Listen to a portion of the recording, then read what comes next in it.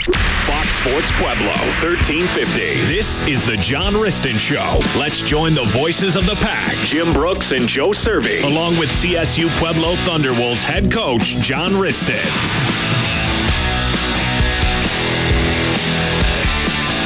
Hey, good evening, everybody. Welcome to the Car Pros John Wristen Show. John is here on time tonight.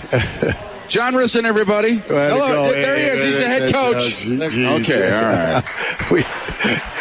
Joe Cervi, everybody. Yeah, they're throwing things. Okay. And I'm Jim Brooks. Yay! There we go. All they're right. throwing things. All right, welcome to another action-packed Car Pros John Wristen Show. We are at the Thunder Zone Pizza and Tap House, and we're waiting our appetizers to be out here any moment. And lots of cold beverages flowing around. Everybody's having a good time. I see a pizza right over there. Look at that pizza. I know. It looks awesome over there. Three of us are sitting here going, flaming at the mouth. And we've got some different swag tonight. Haley Sue's brought us a couple of caps. So we've already had a couple of people already come by and look at them. The caps and the got to ask a question. So we've already we have a question plant. Well, and the cups are a Haley Sue staple. Yeah, love those. So coming off another big victory on the road. It was a tough ball game, John. That's a pretty good ball club, South Dakota Mines. They surprised me with what they could bring to the table. I kept telling you that their quarterback is a elite quarterback in the league, and they have enough weapons on offense to kind of drive you crazy. And defensively, I thought that we were going to get some big plays, and we were able to get some big plays. But I think that they are a well-coached team, and they know what their system is. They know how they're going to execute it. But that quarterback drives a bus, and he's a good player. Well, your defense actually came up with, I thought, 3 or 4 pretty big plays in the game. They had a goal line stand. That was huge. Had another stand with the defense on a 4th and 1 where he stopped them and forced a couple of turnovers. And those are probably one of the handful of those half dozen, a dozen plays you talk about in a ball game probably change things. Well, there's no question about that. I think if you really look at the flip from the other week, that we were able to create turnovers and able to go and making sure that we were able to expose those turnovers. And those is what happened. Perfect example is they're ready to punch it in, and we stop it on 4th down. We get the ball back, and we take it 95 yards. Right. And, that's right before half, and you think momentum's our way, and then all of a sudden they come down and they drive, and we help them with a real, selfish penalty in my mind. And we then go to halftime, and we got a 2-touchdown lead instead of a 3-touchdown lead. And they're getting the ball. And so I was really nervous about that transition right there at halftime to see whether we were going to make that adjustment. Because we were kind of in the same boat we were a week ago. That's what I said, eerily familiar. Yeah. And we were, I thought we handled that better, and I thought we'd learned our lessons, and I realized that we were able to go get turnovers. We played better defense, in my opinion. We gave up some yards, and it was kind of frustrating because in that offense, you look at it, you're going to give up some yards. You are. But as long as you don't give up points. During the game, I kept going, shoot, they're running the ball on us. They're running too much. They're going, Leo, what are we doing? Type of deal. Scoreboard, coach. And so you realize that you look back afterwards and go, we did a damn good job, and our coaches did a damn good job. And so those are one of those things that I felt like during the game that, the third quarter. And then, we had 9 straight penalties called on us. I know. 9 straight penalties on us. And 2 of them called back touchdowns. Right. That you go, what? And that added to the frustration of a great event for the Thunderwolves for us. Exactly. Well, you're in the same boat, but you were against a ball club that could move the ball. I thought against West Texas, I never thought there was a threat they were going to move 80 yards, so the turnovers kind of helped them. That team could strike from anywhere on the field. You had that feeling. They had great running backs. They had good receivers. The quarterback could sling it. I mean, they were dangerous. Yeah, it was, like I said, the week a week ago today about that quarterback's awesome. He knows how to operate the system. They play the numbers game on you. And I think it was really evident that you almost have to keep everything in front of you. And that's what we did. And we shut him down in the red zone. But as bad as you felt about that, we shut him out in the second half. Right. You know, it was one of those things where whatever adjustments Mark and Leo made and your coaches made, they were the right ones. I tell you, at halftime, they ran out of ink. They were drawing up so much stuff. I thought they did a great job of trying to come up with adjustments on all that. And they called the right stuff. We made some adjustments in our alignments secondary, and were able to get 3 picks on there, and it was pretty cool. Well, and you should have had a fourth one, and that fourth one could have saved a lot of problems late in the game. But that was Marcus looking at the end zone instead of looking at the ball right there. And he's a kid that we haven't called his name. He's one of the rotation. There's a lot of. You're very deep in the secondary. You're very deep at receiver. Sometimes we got to double take to see who actually caught the ball or was in coverage because it rotates in and out so often. Yeah, I think that we're finding out about our depth this year. Yeah, and it's quality right now, and we've been able to. What this is what I'm trying to say is this is a byproduct of being able to recruit up, winning a national championship and winning really your 6th straight RMAC. It's really able to do all that with some young, talented guys that you're trying to ease along and make sure they're in their system. And so you're just hoping as a coach that the biggest confidence that I can say is I'm going to put you on the field. Well, I saw today, though, I was talking to some red shirts and kid from Idaho. You know, he's just a meat squad guy right now. He wanted a red shirt and he was excited to be here. I go, there's a lot of schools between here and Idaho. Yeah. And I go, what got you here? And he just kind of pointed to that national championship thing. He goes, this is where I want to be. And it was a nice conversation. I didn't even catch his name. I got to go look at the roster, but a linebacker from Idaho and a fullback from Cheyenne Mountain said the same thing. They're just meat squad guys sitting there trying to catch their breath because they go, we get yelled at even if you do it right. Well, you know the guy talking is Mr. Ogletree from Boise. Oh, okay. And he looks like Happy Days. Yeah, he looks Richie Cunningham. He looks like Richie Cunningham, and really a nice kid. And you know, those guys understand that they're not quite ready to play at the varsity level, so they got to buy their time, you know, with the lumps and bruises of running the other scout team. And you're never right. You're never right on the card, and you played it the right way, and they're yelling at you because you made a play, and it's a thankless job there. But they had a great attitude. You know, it was right. You see the meat squad guys, and you just feel for them but then you look, and you know, Gunnar Lampier thought he was a meat squad guy, thought he was going to be running scout team, and he's a play away now from being the guy. He's a play away from being the guy. You said it. And a lot of these guys, in fact, I talked to Tanner Kuda today. He said, you know, I told Coach Wristen I was a quarterback in high school. I said, you better not say that too loud because you'll be putting on a red jersey instead of one of those gold punter jerseys. Well, I think Tanner enjoys just 2 periods of the game. Yes, exactly. He's a 2-period guy. And I love the special teams. They have their own Twitter handle. Right. Special teams guys. They're a treat. They are. And I said, how many followers do you have? They go, I don't know, about 30, and it's all family. Yeah, exactly. Well, Joe brought it up. John, we might as well not waste any more time.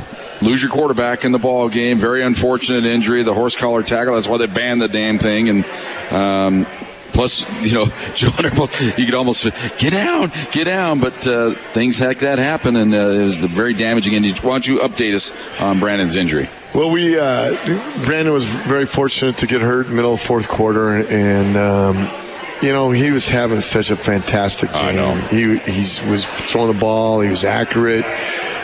Making the right reads. Yeah. I mean, he looked very comfortable. But he looked like he was having fun also. Yeah. And so I thought, golly, he's getting confident in what he's doing and being able to take this thing over. And then, you know, he stepped on the pocket and had to make a decision whether to run or not. Decided to run and thought he could outrun him.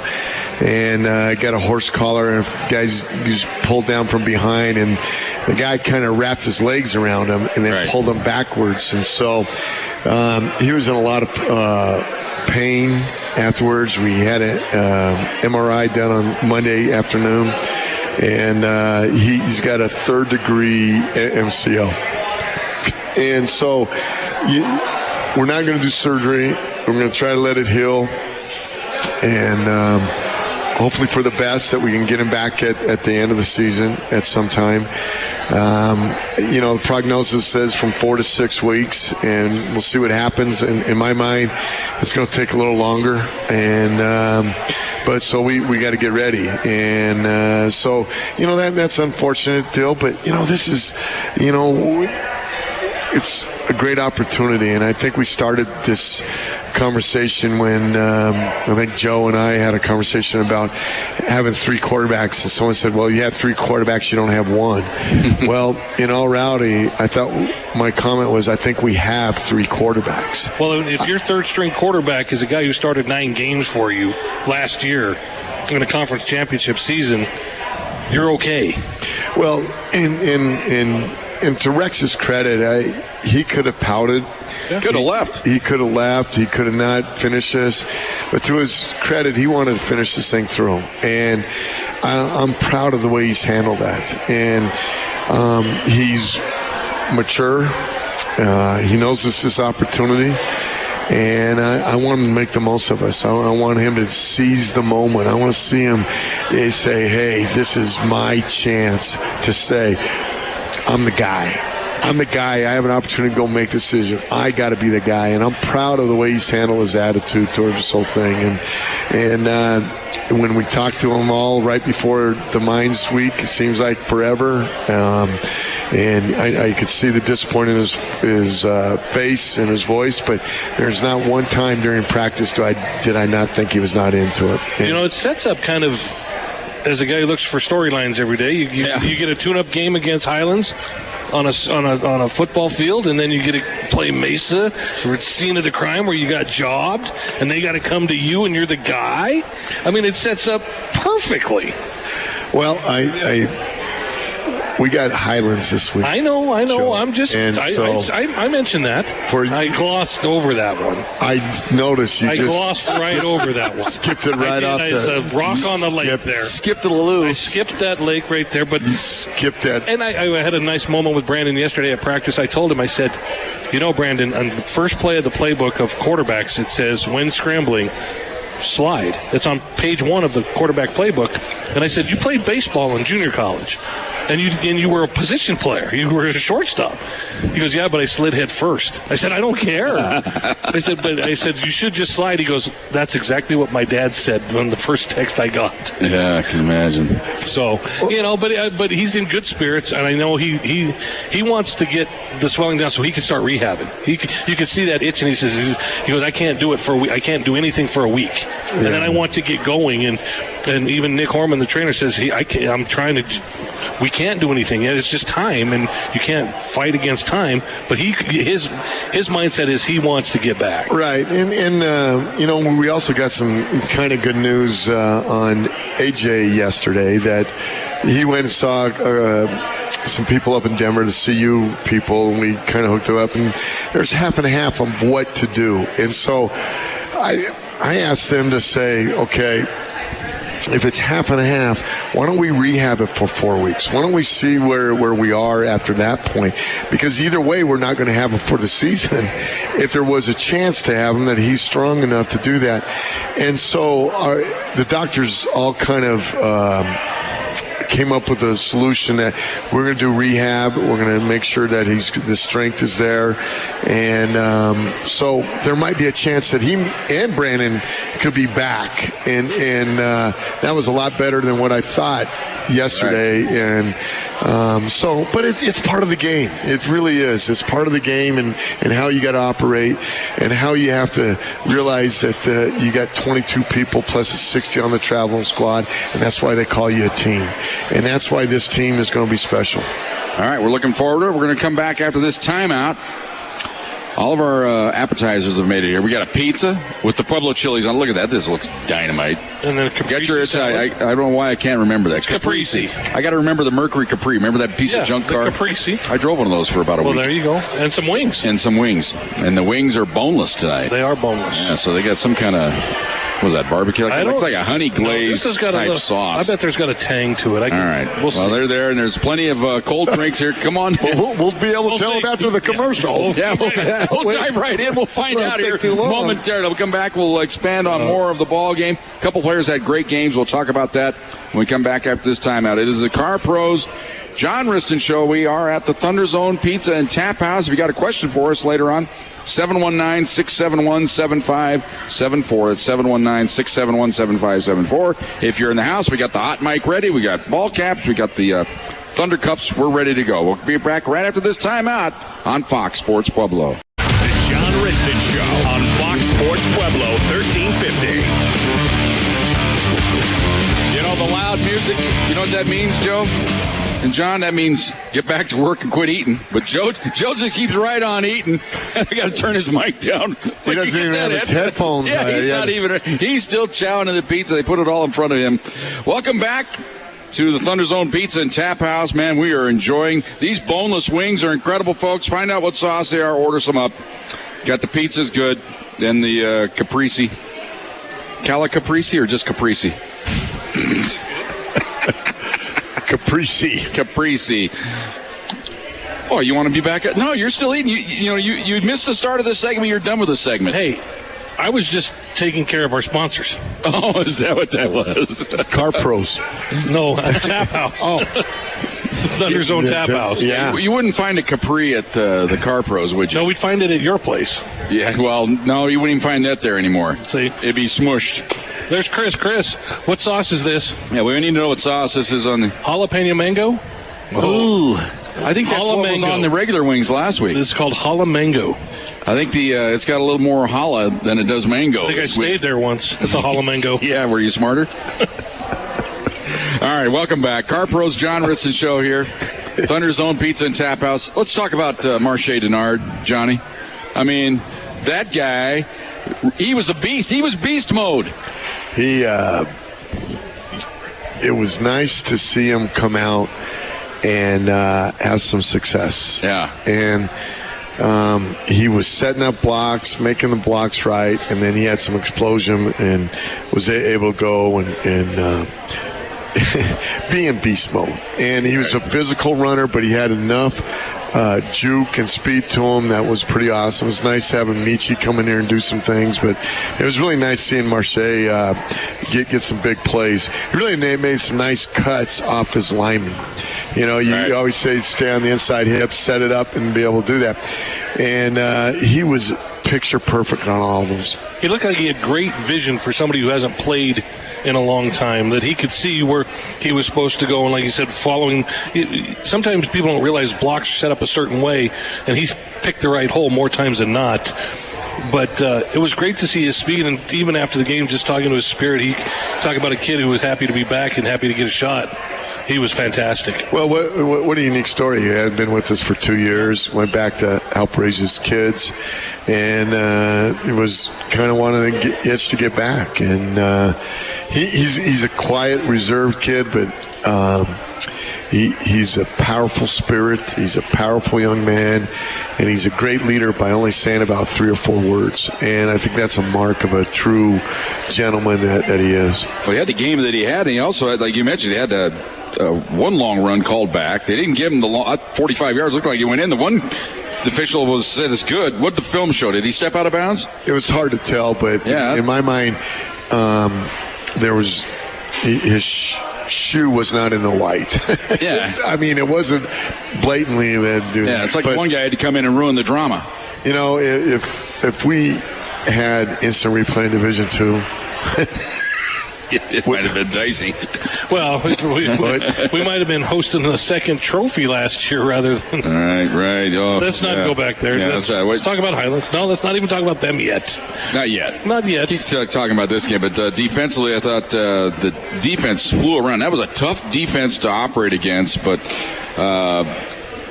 One of the favorite plays we had in the game, Joe brought it up and reminded me of it from the longest yard. Remember the play where the guy held out his arm and hits the running back, and he just body slams himself?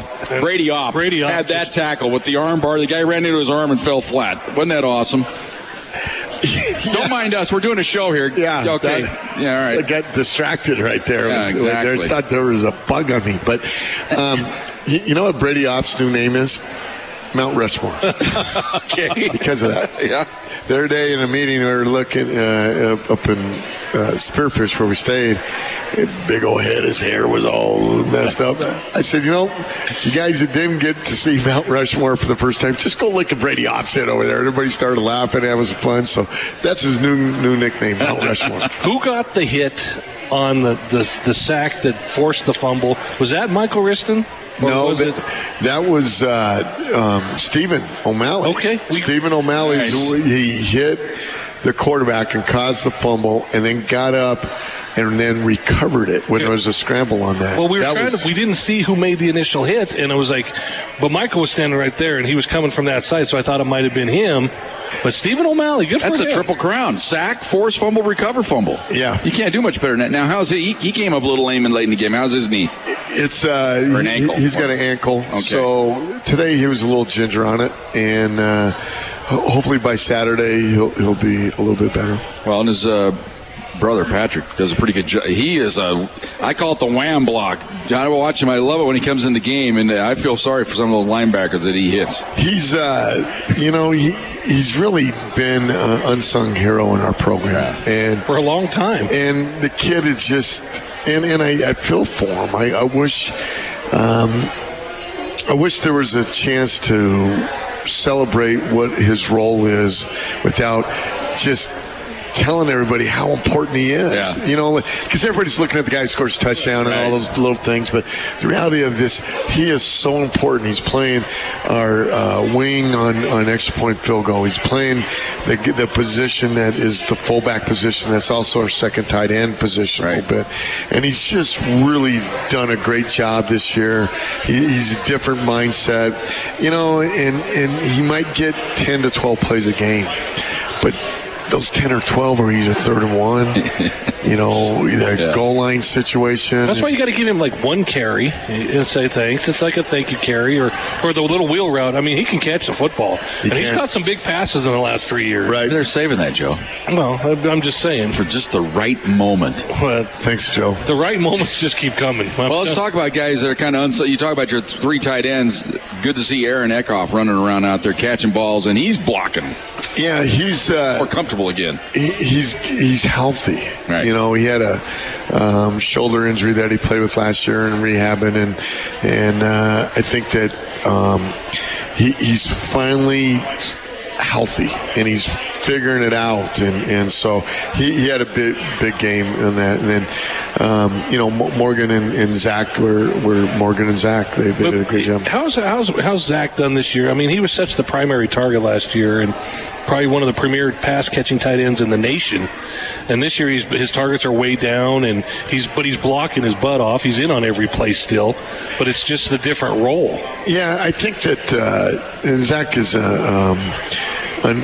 such an unselfish player on our team that he just wants to figure out how to win, and that's what I really like about Zach. And Morgan's been.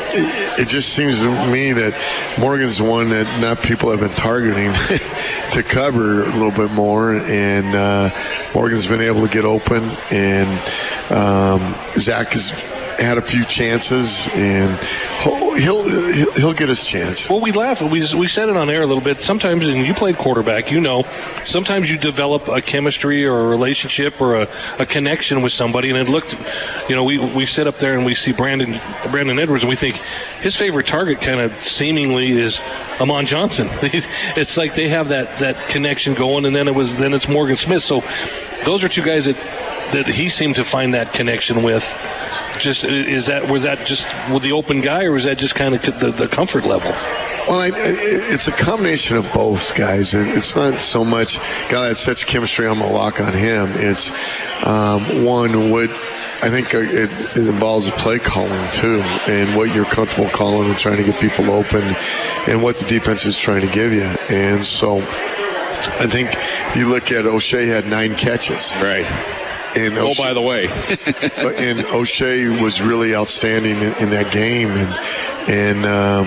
You know who really did a great job in that game was Kevin Rivers. Mm-hmm. Kevin Rivers did a great job of blocking on almost every one of O'Shea's catches.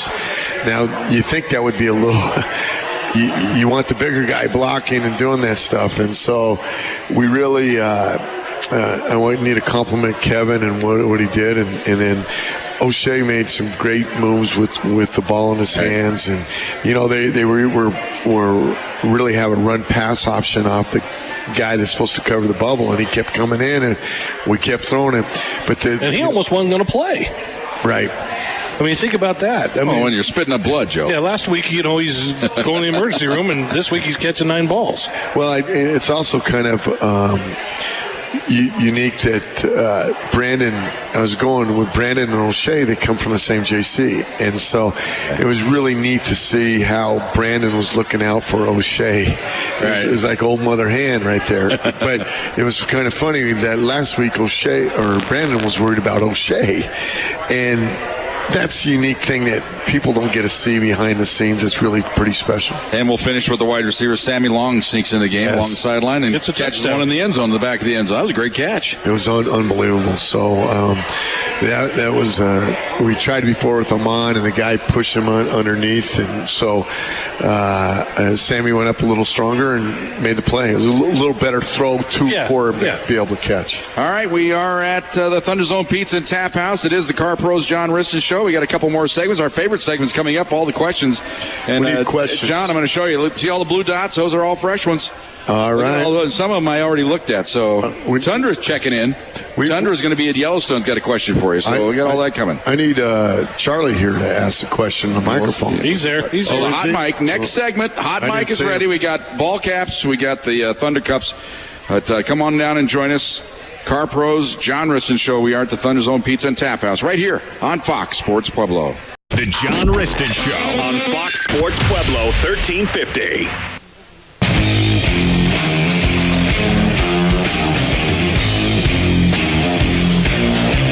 All right, everybody done? Everybody done eating? Hey, I only miss it once. Man, I had some of that pizza. That pizza is unbelievable. Coach liked the pizza. Woo! Okay, they had a request to turn you up, Joe, because they couldn't hear you. You turned me up, you turned me on. When you had your mouth full, they couldn't hear you. Because I wasn't talking with my mouth full. Well, I thought it was turn him off. Yeah, it was. How's that better? Everybody hear Joe better now? The request was to turn me down or off, not up. Oh, I thought it said turn him off. Yeah, off. Oh, okay. All right. Well, you ready for some questions, John? I would love them. If you got another question for John here, we got about 7 lined up. It's 719-671-7574. We'll try to squeeze you in because you know how far down in line you are. But I started getting questions last night already. Questions before the show? Yeah. Where do you stay in Las Vegas, New Mexico? Pueblo. They want to pull the fire alarm. Pueblo. We're going to stay at the Holiday Inn Express. All right. You going to feel smarter after that? That's why I stay there. All right, that's good. Uncle Charlie. Look at this. Uncle Charlie, he writes, it's about 5 paragraphs. That might be from last week as well. But he just liked the defensive effort, thought it was great. Sorry about losing the quarterback. Happy to see Rex Dowson stepping in. You thought he might have played in the first game, but this was Rex's first action in this. Did he get in the game? Yes. He did get in a little bit at the end there, didn't he? That's right. I'm sorry. So, and it's not like he hasn't seen the job before. We started 9 games last year. So he knows what to do. Well, Rex is excited, chomping at the bit for this opportunity, and I just look for him to go seize the moment. Hey, thanks, Uncle Charlie, checking in down there. Now, Tundra. Now, John, I know the people on Radioland can't hear, but there's Tundra right there. And Tundra's with his sidekick, or her sidekick, that made the trip. And Joe and I thought the dog's name was Bartholomew, but we've been told the sidekick's dog, its name's Sam. Yeah. So Sam and Tundra there by a little stream up there, and there's a little bit of snow on the ground, it looks like, up there. And they have to put them in the orange vest so they don't get shot. Right. All right, let's see what Tundra's question is. With all the injuries and there comes special challenges with the many injuries you face, how do you game plan for situations like that? Or you just more or less go with the same game plan and make the players work around it, or do you have special plays for special people that come in? Well, Tundra, I appreciate the question, and the reality of this is that, this is your biggest chance as a coach to make an impact on how you are able to adjust your personnel to a game and make them execute it. And that's really taking kids where you can't take themselves. And so it's a combination of all that stuff. I don't know if it's just one thing, but it's a combination of all that. I think that Rex does these things better than what Brandon did and AJ. And so we got to make sure that Rex is comfortable and that everybody knows what they're supposed to do in their jobs. And so we just have to execute at a high level of what our kids can understand, not what our coaches can understand, okay. Because there's a big difference. And so that's my biggest chance as a coach, is my biggest challenge as a coach, is to be able to say, let's take these kids as not we're behind the 8 ball, but we're in front of it, and let's go seize this moment for them. All right, well, if you're just going by appearance in practice, Rex looked great today. Yep, he sure did. I mean, he was making the 7-on-7 throws. He looked like he didn't miss a beat. And what we haven't talked about, Gunnar Lampier is a true freshman backup. We were talking on the sideline, and he was making the throws and doing the reads. And I mean, the learning curve for him is got to be outrageous. But there's been worse out there. Well, you've seen it. We've seen it. Well, you know what? He looks like a quarterback. He throws the ball well. He's got to get stronger, obviously, but he does not look outclassed. He doesn't look out of his element. I mean, the game is going to have to slow down for him a little bit, but in terms of 7-on-7 and scallies and stuff, there's got to be a little bit of comfort there. Well, I told Gunnar, I said, we are going to play you. Okay, so just get in your mindset. Your red shirt's off. We're going to play you. And I want to get you ready to go win the RMAC championship. And that's what his mindset has been, and it's been awesome. Well, next question. I don't know if this is so much for you, John, because you have to eat with the team. You can't get everybody, but this person wants to know, what's your favorite place to eat in Las Vegas? Now, Joe and I can answer, because we know the favorite place. Now, what we need to know is, have you ever ate at Charlie's Spick and Span restaurant? I have never, but my in-laws have told me many great things about it. I've had tortillas. Well, there you go. Right. And my wife has partaked in the food down there at Charlie's Spick and Span, but yeah. I have not. Jim and I we talked to an assistant coach a few years back from New Mexico Highlands, and his name was Art. And he had a heart attack because he ate at Charlie's every day, and they actually named the Art Attack burrito after him. And he was so proud of it. Yeah, exactly. I don't know that that's something I would be proud of. It almost killed me. He had a heart attack because he ate there, and they named the food after him, and he still eats there. Good for Art. Yeah, good to be alive. Yeah. All right, why is the game being played at West Las Vegas High School? Now, Joe and I know, but let's just tell the people why. Well, they're redoing the field at on campus there, and Perkins Stadium, and it needed to be done. We were complaining in the RMAC that the field was not how brutal. It's almost unplayable. It was, and so that's why. And then they were scheduled to have it done before the season started. Obviously, government work. Something happened, and then all of a sudden now they're moving their home games to West Las Vegas. But the good news is at the high school, it's totally refurbished. It's a brand new, pretty much facility from what I've been able to glean and read. I don't know what, as far for you and me, what we're going to have to work with, but the field, I've been told, is a brand new surface. Well, I don't You don't know? You don't believe that? I don't believe that's the case after talking to other coaches that played there. Maybe they put some more pellets on it and said, "That's refurbished." Well, they finally got the shot clocks to work, and there's no locker room there. We got to go to the classroom, and well, Joe and I are packing a card table. Oh, good. And Joe doesn't know that yet, but I got the bungee cords. We're going to strap it on top of the cloud and card table and cell phone chargers, because we may be just cell phoning it. All right, but we'll get it done. All right, another listener wanted to know if there's ever a chance we'll be invited back to the Lone Star games at Dallas State. I think they did away at the Lone Star Classic. Yes, they did. Yeah, so it's no longer there. But we will be going to Dallas next year, just outside of Dallas, right? Right, in Commerce, Texas. We play Texas Commerce. And then I have a question. Make your plans now. Go ahead. That Kevin Shriver wants to know, at what point do you pull your quarterback when you're up in a game? Where's that trigger in your head so that you don't risk injury? I mean, is there a number? Is there a time? Well, you don't want to manage or coach through fear. And I don't know. In my mind, I think it depends on the game itself and where we are and what it looks like and how's everything going. And there's a lot of moving parts to that. So, as far as I'm concerned, that Rex has an opportunity to go figure out a way to win by 1 point. We can go figure out how to win by 1 point. All right, it's hot mic time. Are you ready, Charlie? It's on. Hey, you guys have all covered everything pretty comprehensively about everything that's happened. You guys are the best. All right. Thank you. Thank you very much. One question I have, Coach, is how the bus is running. The buses were awesome in this trip.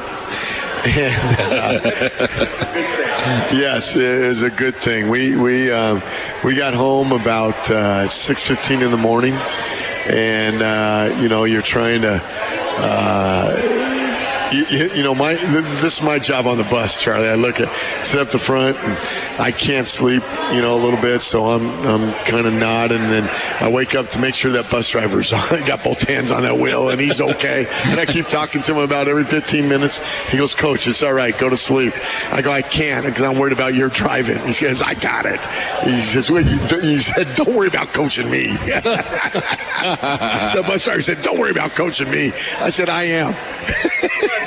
That's crazy. Thanks, Charlie. Charlie, thank you. I didn't even think about that. It's 3 o'clock in the morning and you're in the middle of nowhere, and John's worried about the bus driver falling asleep. I am. I sit there and I try to make sure that he's doing his job. All right, we have a question. Megan Campos she wanted to ask a question. Megan? She's a waitress here tonight. All right, we'll let her. You go ahead and ask it for her. She wanted to know who is the third string quarterback now? Because you went from Rex to Gunner to now. Do you have a third string quarterback? Jim Brooks. There you go. I'll be ready. Jim Brooks. Got new hips. Baylor Sports Complex. Baylor Sports Complex. I've seen him be able to run to the VW and to the left and make a throw. All right. We got some different options, but right now we got two. All right. Okay. 2 is better than 1 in most circumstances. All right. Hot mic time. Go ahead. Come on, Wayne. So my question would be, the last couple of games in front of fairly raucous crowds, is there a unique preparation, like a unique challenges to play in front of what's probably going to be an almost empty high school stadium at a college football game? Yes, it's very. You really got a great point there, because I think sometimes an environment can challenge you or deflate you, and as we've known that place can be more people from CSU Pueblo and be excited for us, so I use that as an advantage for us. But in my mind, have you seen the movie The Fugitive? Yes. And where they're standing in there and Harrison Ford say, "I didn't do it." And I'm drawing a blank. Tommy Lee Jones. Tommy Lee Jones goes, I don't care. I don't care. So this is a I don't care game. For you to go reach your goals, I don't care where you play. You can play an I-25. You can play right out here in the rocks. We can go play in the prairie. You got to have the idea, I don't care mentality is not going to stop you from your goals. And so that's what I've been preparing them for. I've tried to prepare them that there's no locker room. We're going to get dressed at the hotel. We're going to tape a different way. And they all look at me, okay. All right, let's do it. Let's go. So I don't know if there's any exact science about that, but I do know this. If teams aren't on a mission, they'll use that as an excuse. If teams aren't on a mission, they use that as an excuse. So the police players understand how important it is for you to go play. They don't care where it is. All right. He wants to ask another one. Come on. Oh, one more? Okay, well, we're running out of time here. I just want to say it's only 3 hours down there. Charlie's is wonderful. Get down the highway and make it a pack home game in Las Vegas. That sounds great. Let's go. That's the way to do it. For a guy who drove all the way to Rapid City to play. That's right. All right, we're going to take one more time out here. Thanks, everybody, for texting your questions. Thanks, everybody here in the house. And we still have a couple of Thunder Cups here still. If somebody else has a question when we come back after this timeout. We are at the Thunder Zone Pizza and Tap House. It is the Car Pros John Wristen Show on Fox Sports Pueblo. The John Wristen Show on Fox Sports Pueblo 1350.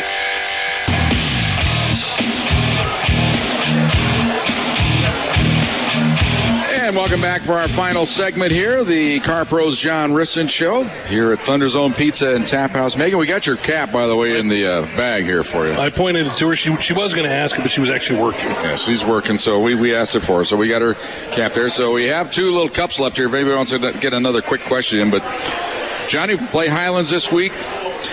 Typical Highlands Ball Club the last 2 or 3 years, a lot of transition. Guys not coming back, but they do have a few players back. Look, they're coming off a victory. They have, have some talent here and there. I don't think they're like the teams we saw when you had those epic battles with them 4 or 5 years ago, but still got to go play them. Their record's the same as ours. Right. And so anytime you win a football game, you know how hard it is. And this is Marty Fine's first year. Right. Marty Fine's he's got quite a resume. He does, and he's well respected in the business. I don't know him. I was going to say, do you guys have any paths across? I don't. I just Coach Kreiner kind of know him, and there's a couple of other guys that I know that have known him. But, he's trying to do it right. He's trying to build his program and do it from the ground level up. And he's got some unique challenges, I think, that he's starting to realize. But that doesn't stop you from being successful. It's just those challenges of the job. And so I think his kids are playing hard. I think they're a disciplined group. I think they went on the road up to Golden and kind of got their eyes open a little bit, and it wasn't quite. To me, they didn't play very hard compared to the way they played at Dixie in their first game and won that game. They beat Dixie, and Dixie's a good team. And I had Dixie picked them the top 3 of the league, and I think that when they were able to win that game, that brought a lot of attention to what they're trying to do, and that's credit to Coach Fine and his staff. What do they bring to the table? What scares you about them? Well, I think their receivers are good enough to win with. I think their quarterback is a guy that can do some different things. And he's a returner, Ainsworth. And so, I think those 3 factors, and then they got a decent enough running game, and then they got some guys that are just shifty enough in space, okay? You just can't give them the space. And then defensively, their secondary is very good. Very good. And now, we're hoping to match up against their defensive line with our offensive line, and vice versa. Right. And they got a couple freshmen starting on that line. I think that our strength has to be in our D line and O line. We have to control the line of scrimmage that way, and that's how we're kind of built this year. We've been through those things where we started a lot of young guys, and you're trying to hold your breath to be able to match up. Well, that's kind of where they are, and they run a no huddle type of offense, and so they're kicking games okay, and we got to be sound in our kicking game. We got to be making sure that we don't. The bottom line is not so much about Highlands; it's about what CSU Pueblo does, and so we got to control what we can do, and that's why, Wayne asked a great question in there. He goes, "How are you going to get these guys ready to go play there?" Well, that's my biggest challenge is trying to get that done, and I believe our kids are ready because I believe our kids want to have a chance to go compete at a national level, and you got to win games like this.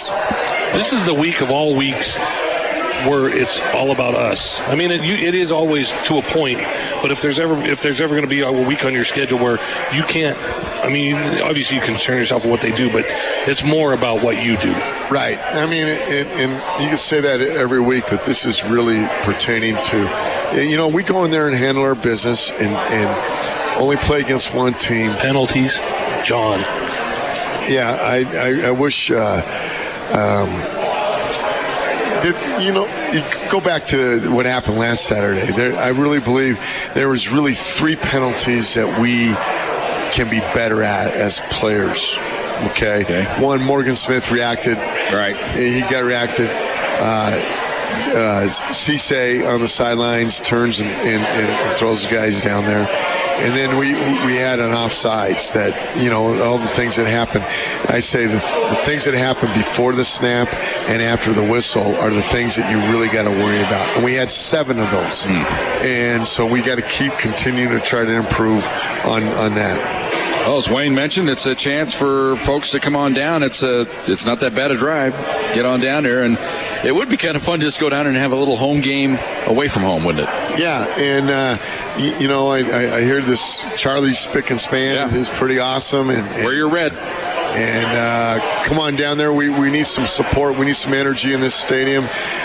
We appreciate everybody traveling. It's really only 2 hours and 15 minutes, not 3 hours. So I just want to make sure we clarify that. Well, absolutely. And it's about 2:35. And if I'm not mistaken, the high school is pretty much right into town. I mean, It's just right there you come in and you're right there. Right. And I'm looking forward to having a chance to do that. We want the Pack to be here, and I'm looking for us to try to go compete for Game 3. All right, we'll have the ball game for you on Saturday, 11:30 pregame, 12 noon kickoff from Las Vegas, New Mexico, right here on Fox Sports Pueblo. Special thanks, of course, to Car Pros for sponsoring the John Wristen Zone, for the Thunder Zone Pizza and Tap House, for everything they provide for us, for the head coach, John Wristen, for Joe Cervi, for our producer and engineer, Caitlin Norton. This is Jim Brooks bidding you good night from the Thunder Zone. Go Pack! Thanks for listening to the John Wristen Show on Fox Sports Pueblo, 1350. Tune in again next week at the same time for all things CSU Pueblo Thunderwolves football. Only on Fox Sports 1350, KCCY Pueblo.